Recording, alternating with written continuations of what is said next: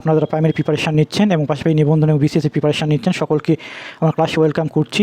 আজকে বাংলাদেশ বিষয়াবলীর মুক্তিযুদ্ধের একটা গুরুত্বপূর্ণ টপিক নিয়ে আলোচনা করব, যেখান থেকে প্রায় পরীক্ষায় প্রশ্ন আসতে দেখা যায়। দেখেন যে মুক্তিযুদ্ধের বিভিন্ন বীরশ্রেষ্ঠদের নিয়ে আলোচনা করব। মুক্তিযুদ্ধের বীরশ্রেষ্ঠ কতজন? বীরশ্রেষ্ঠ কতজন? বীরশ্রেষ্ঠ হচ্ছে 7 জন। মুক্তিযুদ্ধের বীরশ্রেষ্ঠ কতজন? 7 জন। বীর উত্তম কতজন? বীর উত্তম, মুক্তিযুদ্ধের বীর উত্তম কতজন? 67 জন। আগে কত ছিল? 68 জন ছিল। হ্যাঁ। বীর বিক্রম কতজন? বীর বিক্রম কতজন আপনারা বলেন তো? 174 জন।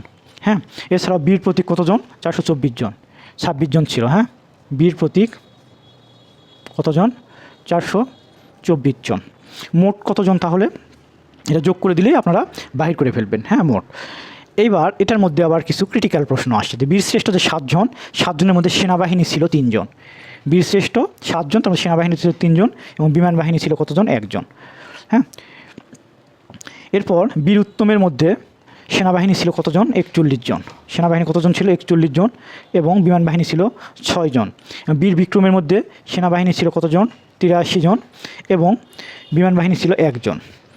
বীর প্রতীকে মোট সেনাবাহিনী ছিল 153 জন এবং বিমান বাহিনী ছিল 13 জন।